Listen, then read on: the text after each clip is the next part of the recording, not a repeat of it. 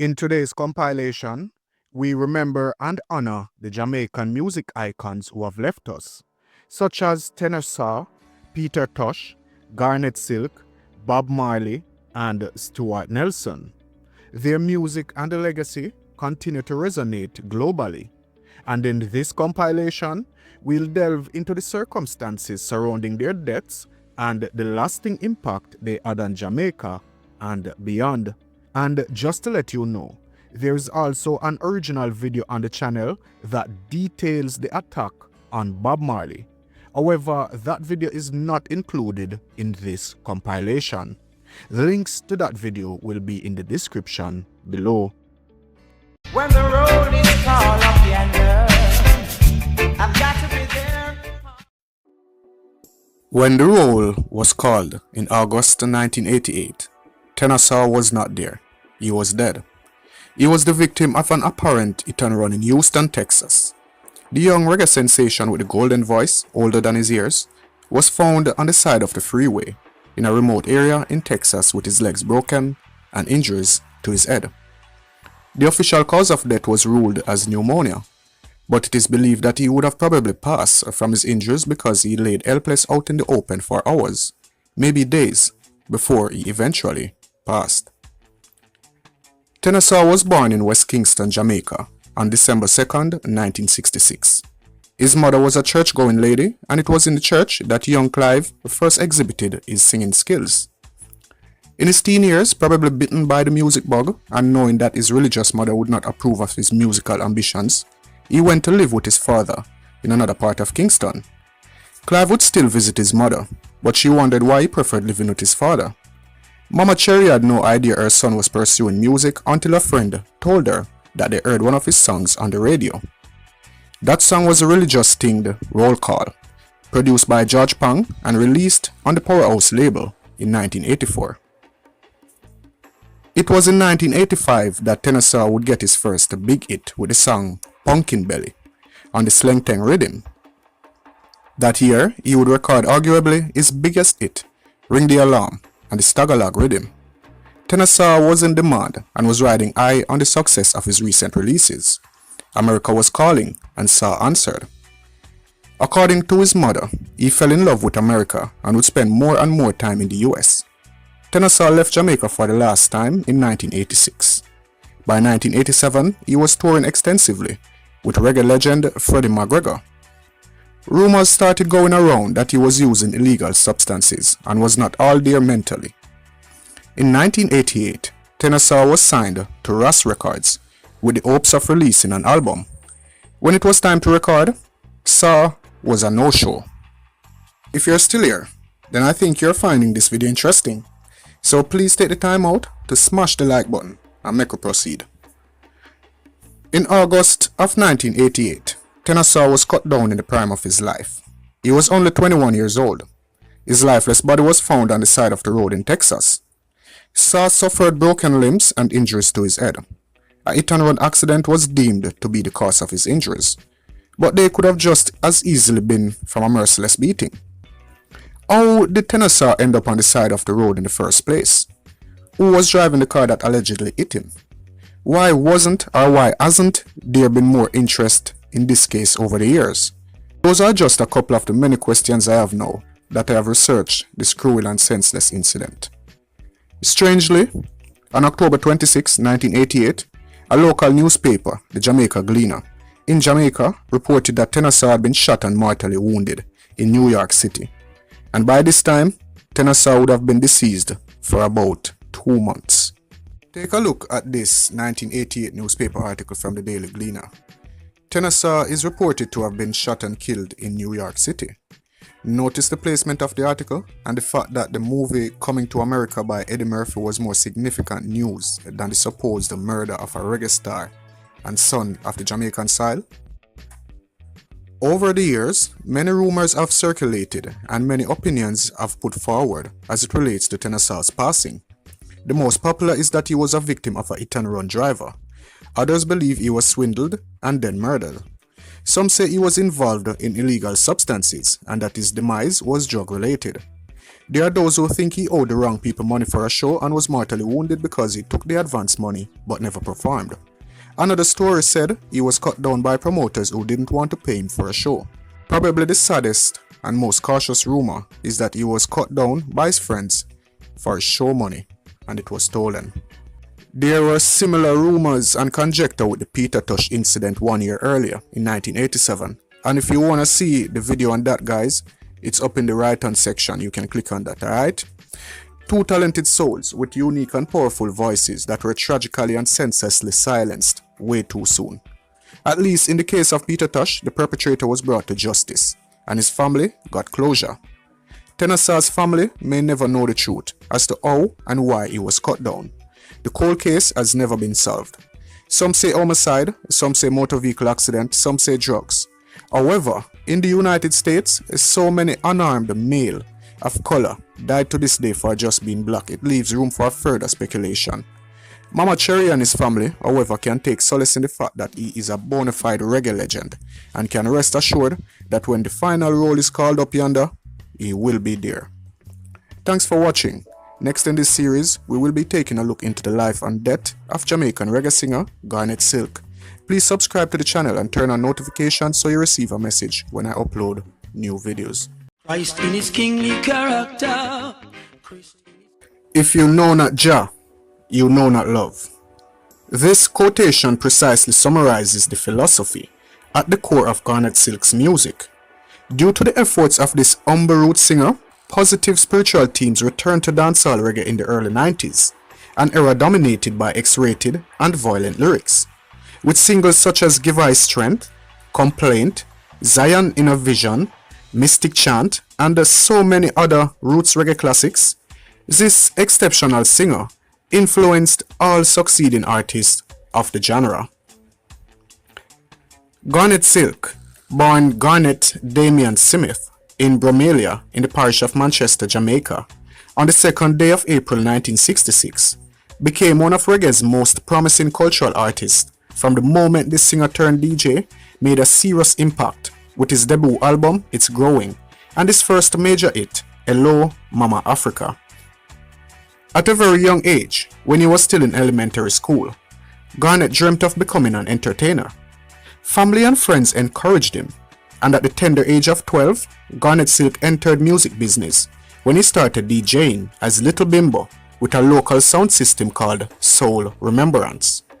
Thus, this youth discovered an outlet for his thought-provoking lyrics, an audience outside of his schoolmates and family, and there was no turning back. In the years that followed, he got involved with other sound systems like Destiny International, Pepper's Disco, and Stereophonic. While working with these sounds, Garnet developed his vocal and the lyrical delivery further, drawing inspiration from the words and the music of Bob Marley and the Burning Spear. He started his recording career in 1985. It was actually dub poet Yassa Safari who hooked up Garnet with Delroy Carlo Collins, who produced his first single, Problem Everywhere, then still under the name of Bimbo. The single didn't make any impact, mainly because at the time the Arms House tunes were heavily in fashion, and a tune like Problem Everywhere just did not suit the taste of the record buyers. After this experience, Garnet more and more started to concentrate on singing rather than DJing. Then a young, rather inexperienced and very shy Garnet Silk moved from the hills of Manchester in central Jamaica to the capital city of Kingston, where he first teamed up with Sugar Minor's youth promotion label, for which he recorded No Disrespect, featured on the Easy Star compilation set Hidden Treasures Volume 1 from 1999. Furthermore, he did recording sessions for the late King Tubby, King Jammy, and Donovan Germain. Also in Kingston, he met producer Steely and Clevey and spent many days hanging out with them at the renowned Mixing Lab Studios. It was Steely who immediately recognized Garnet's potential as a singer and appropriately named him Garnet Silk, thus matching the texture of his voice better. He signed his first recording contract with Steely and Clevey Productions and commenced recording his first album in 1990. From the recording sessions with this producer duo, only one song, a combination tune with Chevelle Franklin entitled We Could Be Together, was released. It was obvious Garnet Silk didn't encounter the success he was longing for, and so he returned to the countryside. There he took time to concentrate on writing new songs, often in the company of his childhood friend, Anthony Rochester. The year 1992 proved very successful for Garnet Silk. Be still, all ye enemies of Jah.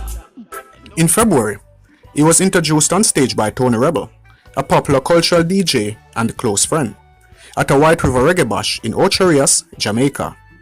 Tony Rebel, as well as the aforementioned dub poet Yassa Safari, not only played an important role regarding his musical career, but were also responsible for introducing Garnet to the teachings of Rastafari, a discovery that altered his life forever.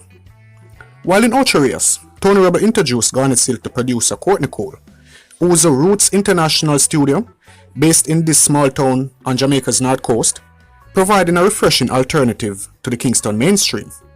From then and there, Garnet Silk started to get notable success with singles like Nothing Can Divide Us, Mama, Seven Spanish Angels, and the popular combination tune with Yassa Safari entitled I Can See Clearly Now.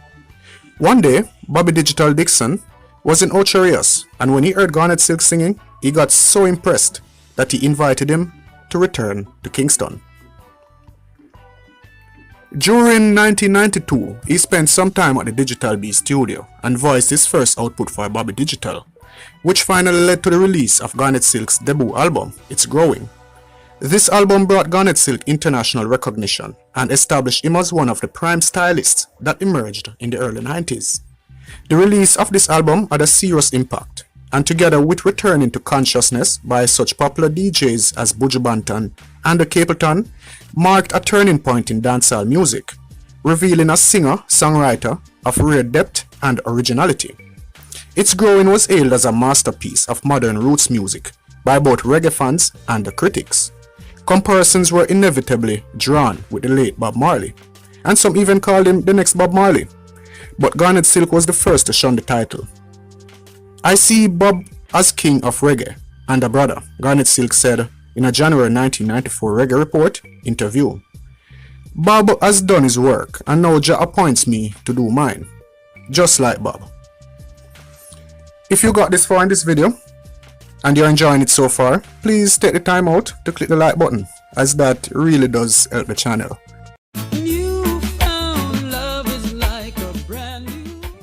With the Richard Bell produced single Hello Mama Africa, released on the Star Trail label, Garnet Silk scored his first international major hit as it reached number 1 in the UK reggae charts and held the position for several consecutive weeks.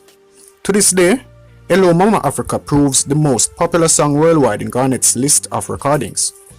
Other hits such as Place in Your Heart, Fill Us Up With Your Mercy, Zion in a Vision, Kingly Character, Jaja is the Ruler, Singing for the People, and Splashin' Dashin' followed and made the young singer the reigning star in reggae music.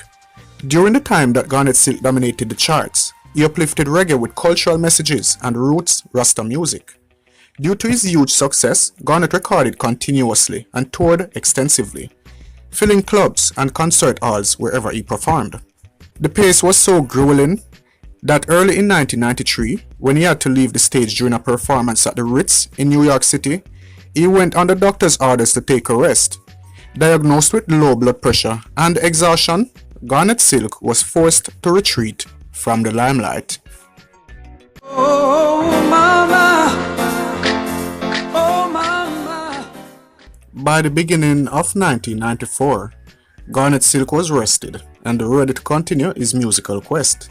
He signed with Ocho Rios-based Current Productions and also secured his first major label deal with Big Beat Atlantic.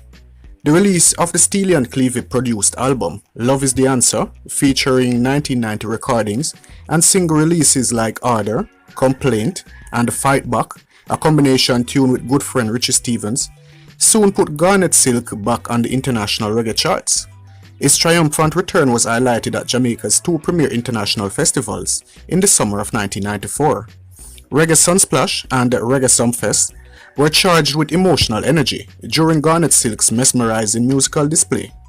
Garnet Silk's final performance was at the Mirage nightclub in Kingston, where he was part of Richie Stevens' birthday celebration on the Tuesday night before the tragedy took place. Garnet Silk was staying at his sister's house together with his wife, who was 6 months pregnant, and his children when he left to see his mother. From this point, there is no one to tell exactly what happened on that night, as all the survivors were sleeping and woke up only with the explosion which occurred at his mother's one-room wooden house around midnight. It is told that a friend was showing Garnet how to use a shotgun when it accidentally went off, striking a nearby cooking gas cylinder. Along with his growing fame, Garnet had become increasingly concerned about security at the house, though he was a true novice when it came to firearms.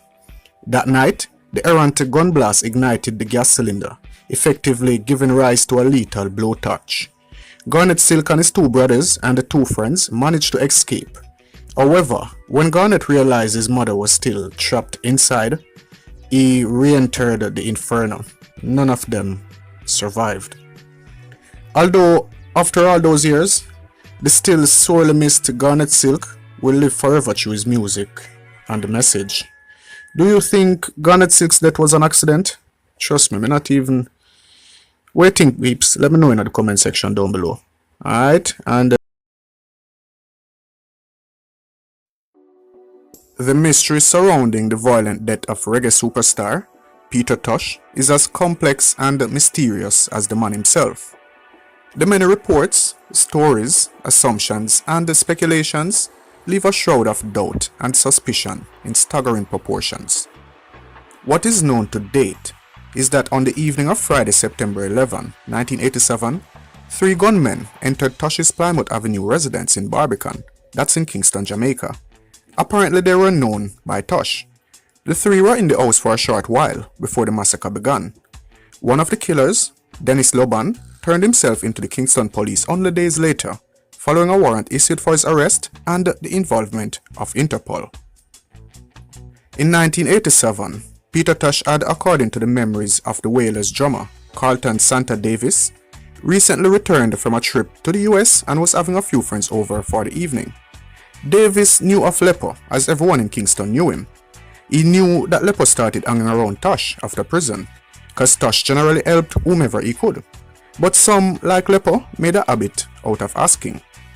So when 3 men armed with guns entered and ordered everyone to drop to the ground, they recognized Lepo, but not the other 2, who were never found anyway. They lined their hostages in a semicircle and proceeded to beat Peter Tosh and demanded money from him, while ignoring his pleas that he was not going to the bank until the next Monday. Then they shot all their hostages, including Peter Tosh and 2 others, while wounding the other 4. The reason for the raid, according to the police, is that Loban learnt of Tosh's trip and that he would be paid in US dollars. They learnt of this because Tosh's wife, Marlene, who apparently was hammering a wedge between Peter and many of his closest friends, mouthed off to Loban. She called him a battyman. That's a derogatory Jamaican slang term for homosexual. He remembers a gunman specifically shouting at Marlene that this was happening because of her. The first to be fired upon was Marlene Brown, longtime girlfriend and Tosh's current manager and accountant. Winston Duck Brown was shot and killed on the spot, and Peter being shot several times and reportedly beat about the head. He died hours later at the University of West Indies Hospital. Radio personality Jeff Free Eye Dixon also received shots to the head, resulting in his death days later. Also wounded were Free Eye's wife, Joy, Peter's drummer, Carlton Santa Davis, and another friend named Michael Robinson.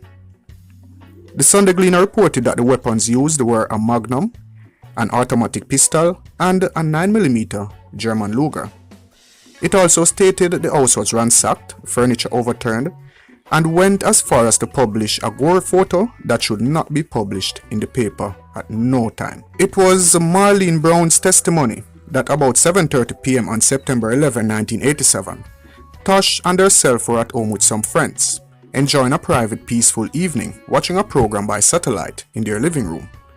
Amidst drinks and subdued laughter, the night's quietude was shattered by the unexpected entry of Lepo Loban, accompanied by 2 gunmen, both unknown to her.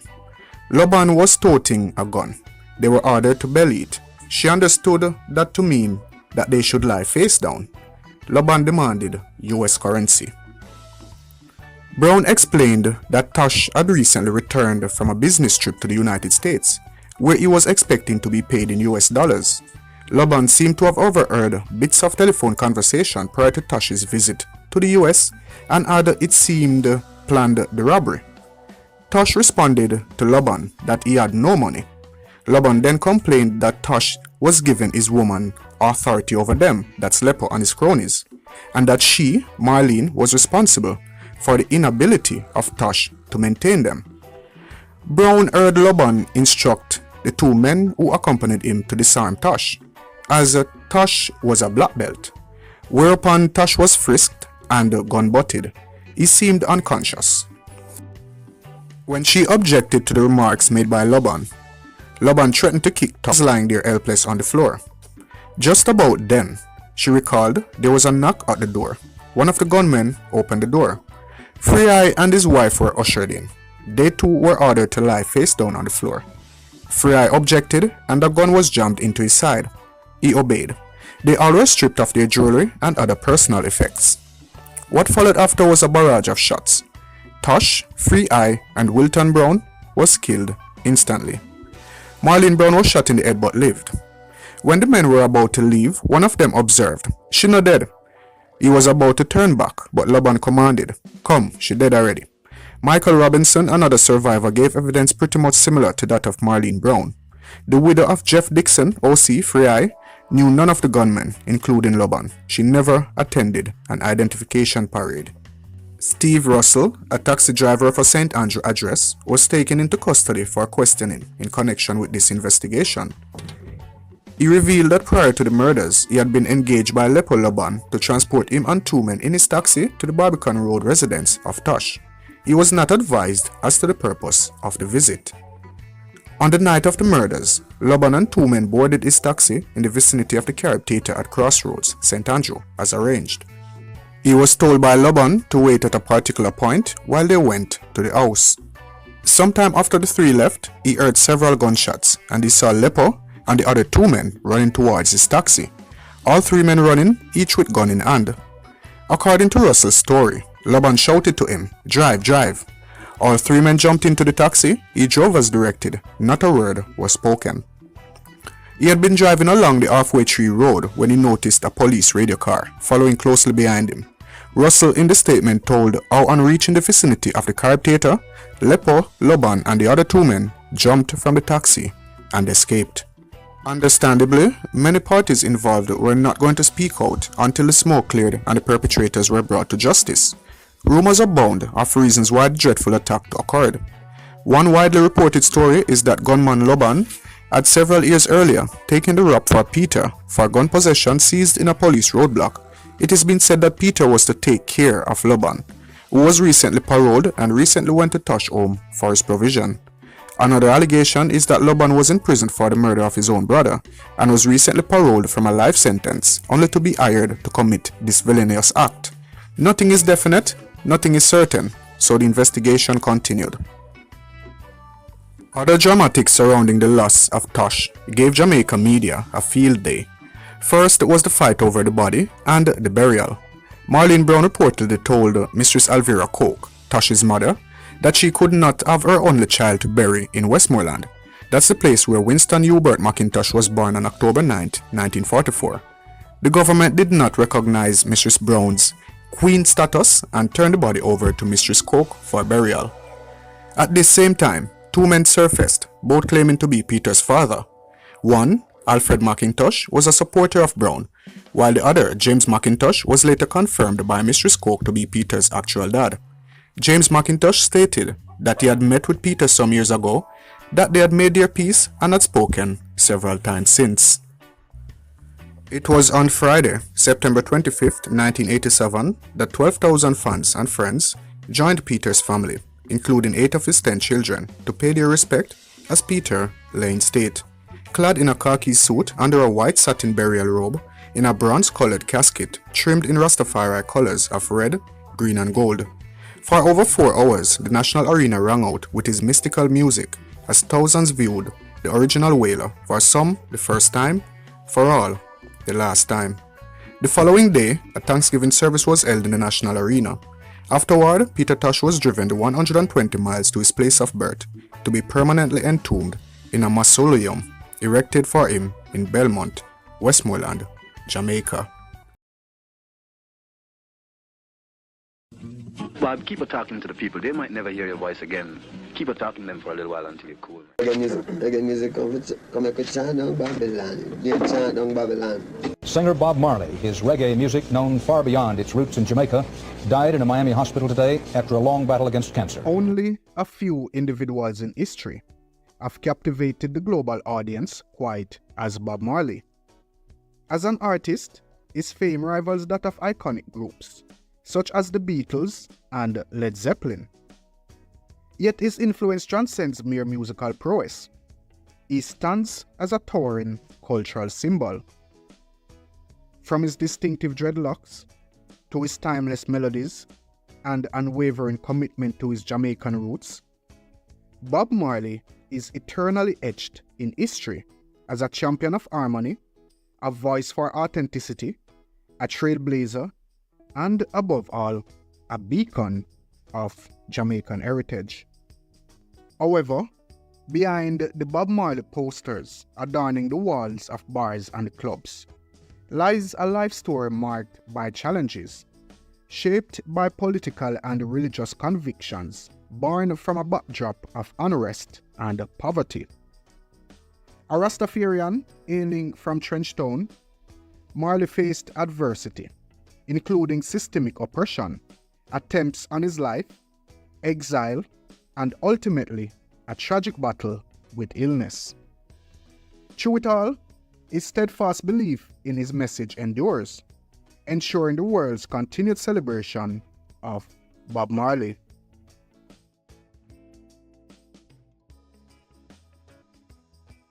Bob Marley's early years were deeply influenced by the complex dynamics within his family.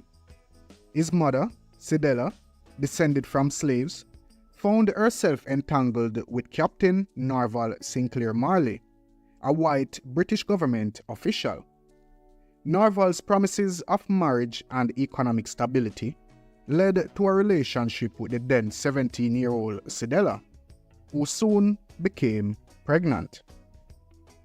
However, as soon as Cedella was expecting their child, Norval abandoned her. This left Cedella, now a poor, single mother, to navigate the challenges of raising a child who would face potential ostracization due to his mixed-race heritage. Determined to provide the best life for her son, Cedella left her rural village of 9 Mile and resettled in the economically disadvantaged Trenchtown neighborhood in Kingston. Bob Marley, named Robert by Cedella, carried his father's surname, yet he harbored deep resentment toward the man who had treated his mother so callously. Despite this absence, or perhaps because of it, Marley's strong character and commitment to his roots in Trenchtown began to take shape. Trenchtown, described as one of Kingston's most economically disadvantaged areas, became the backdrop for Marley's formative years. The corrugated metal shacks, limited plumbing, and harsh living conditions characterized Trenchtown. Fights and stabbings were commonplace, and the Trenchtown street gangs, known as the Rude Boys, often clashed violently with the local police. In this challenging environment, Marley learned to stand up for himself, earning the street name Tough Gang, a moniker he later used for his recording studio. Despite the hardships, Marley never saw Trenchtown as a place to escape. Instead, he aimed to showcase the resilience, strength, and sense of community that he witnessed in the neighborhood. The Wailing Wailers, formed in 1963 with Peter Tosh and Bunny Livingston, marked the beginning of Marley's musical journey. The group's debut hit, Simmer Down, showcased Marley's early dedication to using music as a platform for social commentary, addressing the issues of violence in the local gangs. Marley's roots in Trenchtown not only influenced his music, but also instilled in him a profound desire to share the stories of the neighborhood's bravery and the community spirit with the world. At the time, the most popular music scene in town was a mobile DJ station on wheels, manned by Clement Coxon Dodd. Dancehalls would be set up around Dodd's station, so he was the arbiter of the local music scene. The Wailing Wailers hopped on this train and submitted the song Simmer Down, which became their first hit single. So yeah, the image on screen, that is really Bob Marley and crew. But as you might have noticed, the Wailers sounded and looked quite different in their Simmer Down days. However, even this early work shows that Marley was already plugged in to the same humanitarian themes that would later define his career, as the song's lyrics plead for the local gangs to tone down their violent actions before the authorities respond with more violence.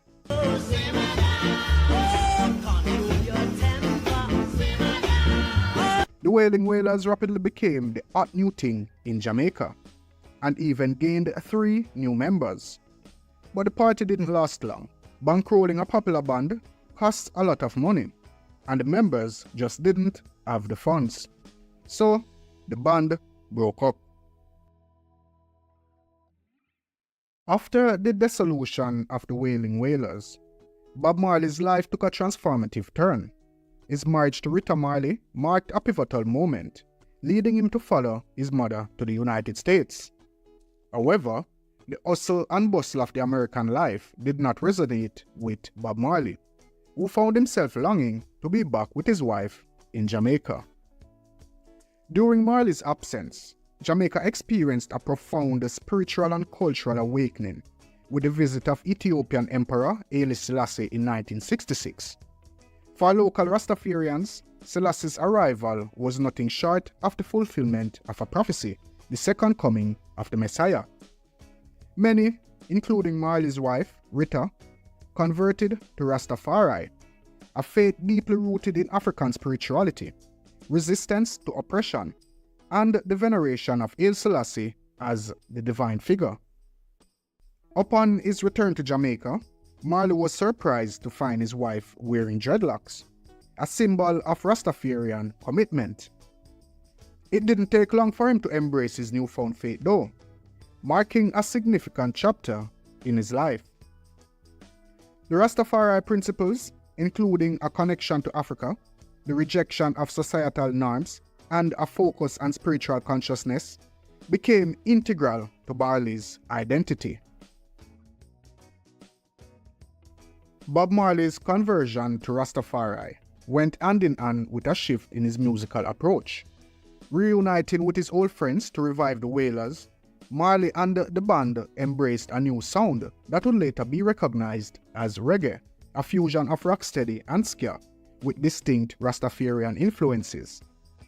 By 1972, the Wailers secured a contract with Island Records, propelling them towards international acclaim. The reggae genre, known for its laid-back rhythms and the socially conscious lyrics, became a powerful medium for Marley to share the messages of peace, love, and resistance that were central to Rastafari. In the turbulent political landscape of 1970s Jamaica, Bob Marley found himself inadvertently entangled in the strife between rival political factions. As a symbol of unity and peace, Marley's refusal to align himself with any particular political party made him a target. The fateful night of December 3rd, 1976, cast a dark shadow over Marley's life. A vehicle approached his residence in Hope Road, Kingston, and unleashed a hail of gunfire. The assailants were not only content with a drive-by shooting. 3 gunmen stormed into the house, determined to eliminate Marley. So when the gunshot started firing on Hope Road, the first thing come back to my mind was the vision. And all I could remember is that the vision said, don't run. Them fire until was tired of fire and then. The intensity of the attack left Marley, his wife Rita, and his manager, Dan Taylor, with gunshot wounds. While the injuries sustained were not fatal, the emotional trauma inflicted on Marley was profound. The attack shattered the illusion of invincibility that often surrounds public figures and forced Marley confront the harsh realities of political violence in his homeland. The emotional and the physical scars of that night stayed with Marley for the rest of his life, serving as a stark reminder of the precariousness of his position as a peace advocate in a politically charged environment. In the aftermath of the attempt on his life, Marley faced a critical decision whether to retaliate with violence or to persist in his mission for unity. Unyielding in his commitment to peace, Marley chose the latter. Instead of seeking vengeance, he intensified his efforts to bridge the gaps between warring factions, using his influence to call for calm and cooperation. Shaken by the attempt on his life, Marley embarked on a self-imposed exile to London. During this period, he poured his creative energy into the acclaimed album Exodus, drawing parallels between his own journey and the biblical Exodus. The album became a testament to Marley's resilience and his belief in a promised land, symbolized by Ethiopia in Rastafarian philosophy. Upon returning to Jamaica, Marley organized the One Love concert, a landmark event aimed at fostering unity in a politically divided nation.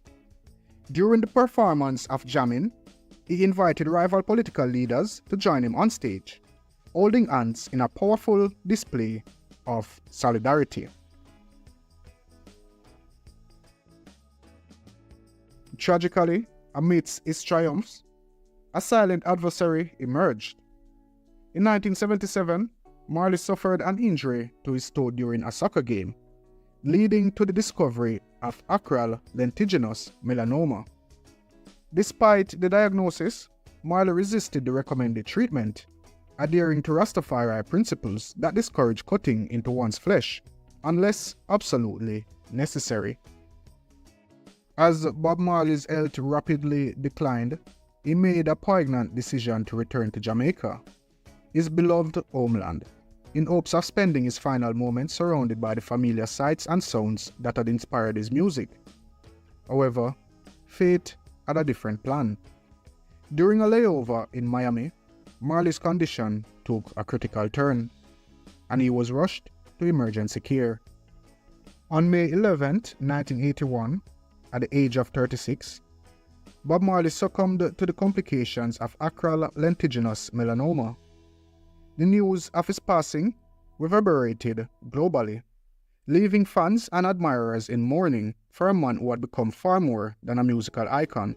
He was a symbol of resilience, peace, and a fervent advocate for justice. Marley's remains were brought back to Jamaica, where he received a state funeral that drew thousands of mourners. The ceremony, punctuated by the haunting chords of Redemption Song, was a poignant farewell to an artist who had left an indelible mark on the world. 12,000 people filed past Marley's body, and an additional 10,000 waited outside to pay their respects. The outpouring of grief underscored the profound impact he had made, not only on the music industry, but on the hearts of people across continents.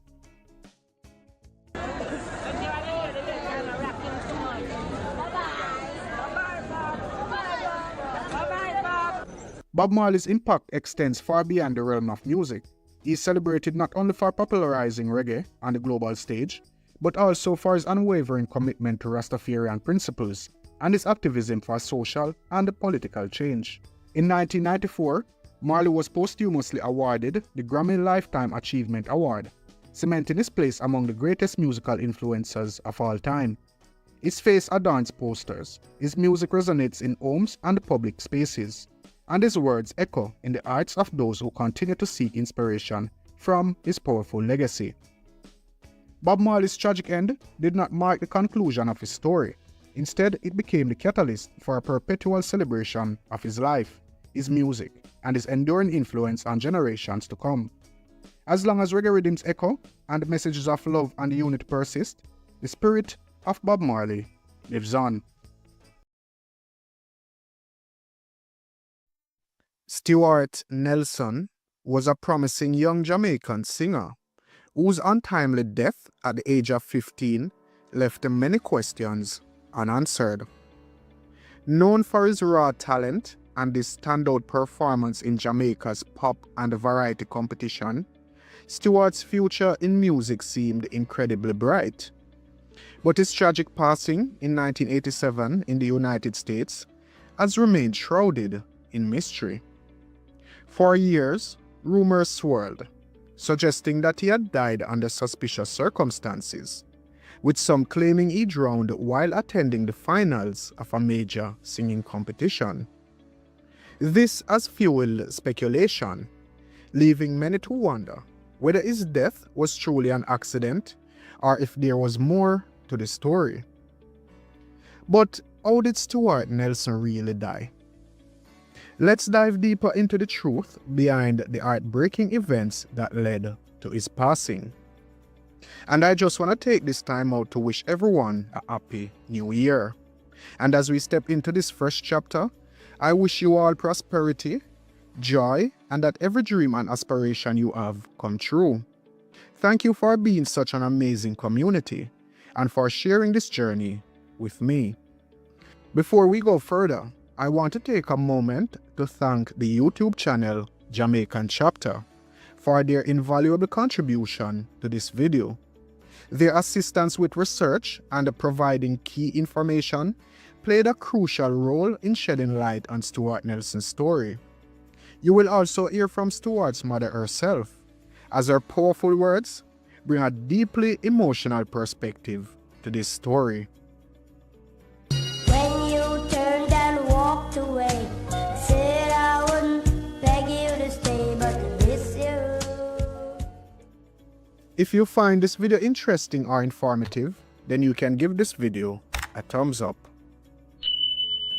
Born on May 5, 1972, in Mandeville, Manchester, Jamaica, Stuart Nelson grew up in Leeds, a small town in St. Elizabeth. He was raised by his mother Claire Clayton and his father Robert Nelson. It was in Leeds that his early love for music truly blossomed. Stuart began singing in church alongside his mother, where his natural talent became apparent to everyone around him. This foundation nurtured his passion for music, which only grew as he began performing at local events like Teen Splash and the Miss St. Elizabeth pageant. His incredible stage presence and a captivating voice quickly set him apart. Stuart attended Santa Cruz Preparatory School and later Bethlehem Primary School. Even at a young age, he was an exceptional performer.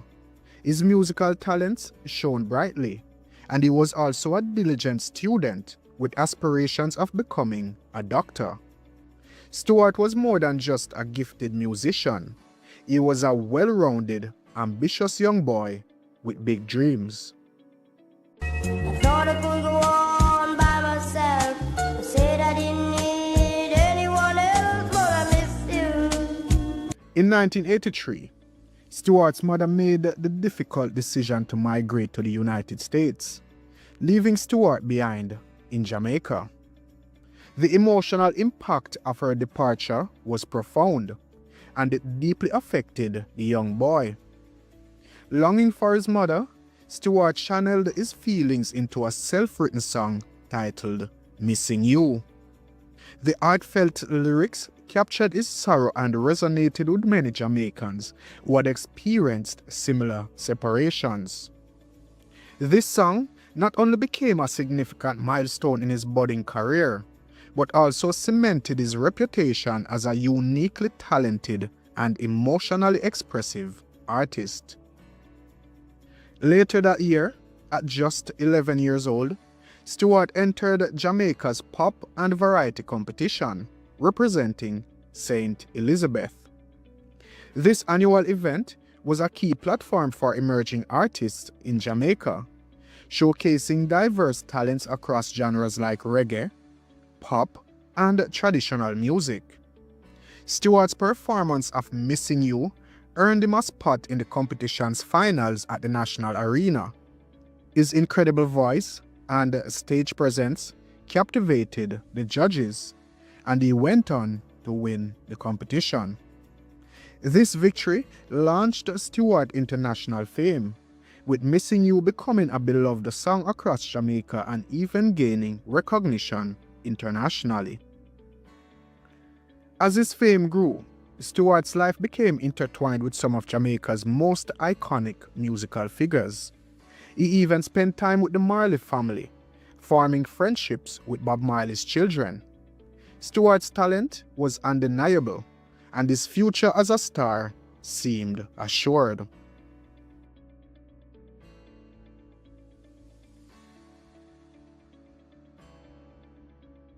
In 1985, Stewart finally got the chance to reunite with his mother, Claire, in Connecticut, after 2 years of separation. It was a moment of joy and relief for both of them. Stewart settled into the Sax Middle School, where his exceptional academic and artistic talents continued to shine. He excelled in poetry recitation, winning a prestigious contest that earned him an invitation to be recognized at an award ceremony at the School of Performing Arts in Washington, D.C. This event was scheduled for November, but tragically, Stewart's life would end just months before he could attend. Let me explain something else before I reach to that part.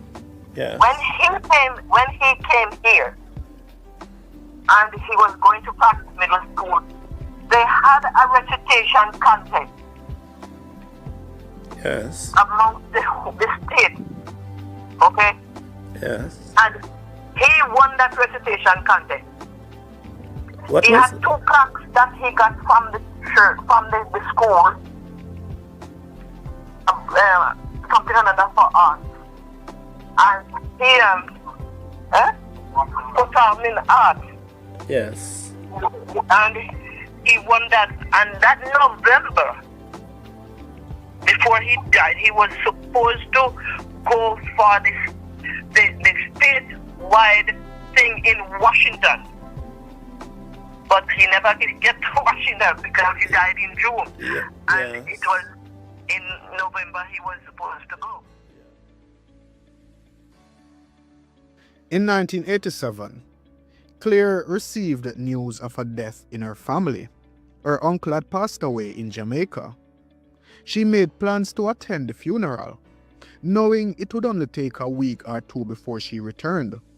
Before leaving, she shared a tender moment with Stewart, hugging him tightly and giving him what would unknowingly be her last kiss.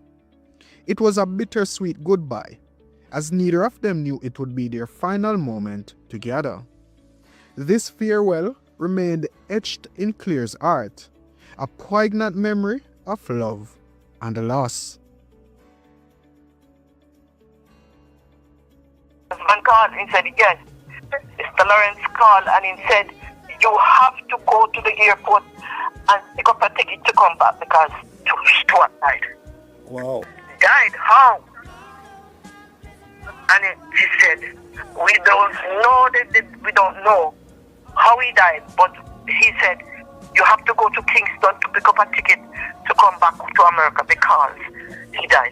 On a school trip to Barkhamsted, Connecticut in June of 1987, just a month after his 15th birthday, Stewart's life came to a sudden and heartbreaking end.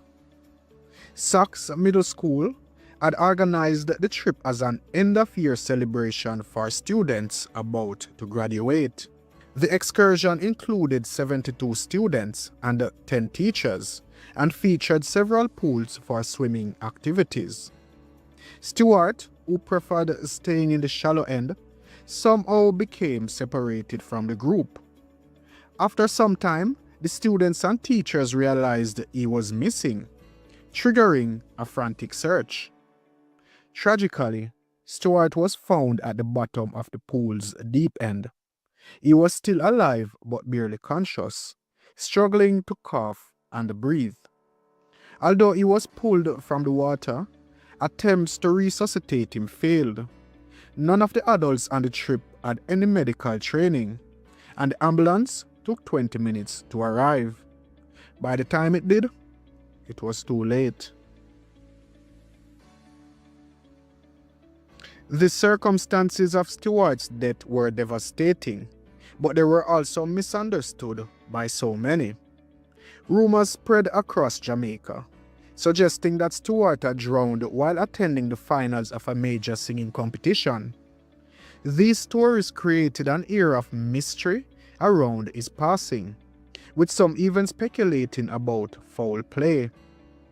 However, the truth is far less sensational.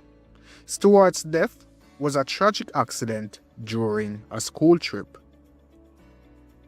The role of the supervising adults has been a source of lingering questions. When children participate in school activities, it is the responsibility of the adults in charge to ensure their safety. Stewart's death highlights the importance of proper planning and supervision, especially during activities like swimming. Adequate safety measures and trained personnel could have prevented this heartbreaking tragedy. The rumors surrounding Stewart's death have clouded the truth, but it is crucial to separate fact from fiction. Stewart Nelson was a bright, talented young boy whose life was cut short by an unfortunate accident, not a conspiracy or suspicious circumstances. So, in closing, Stewart Nelson's legacy should be remembered for his incredible talent and the joy his music brought to so many people. His story is a testament to the fragility of life and the importance of cherishing every moment. So if you have been touched by Stewart's music or his story, please share your thoughts and memories in the comments below to help keep his memory alive. If you found this video interesting or informative, please give this video a thumbs up. And if you haven't yet subscribed to Elite Jamaica, I don't know when you're going to do so. But anyway, you can do it now. And guys, until we meet again here on Elite Jamaica, just want to say stay blessed. You all have a wonderful day, or evening, or night. I'm out. Believe me, I was in the street of Santa Cruz and I just fall to my knees.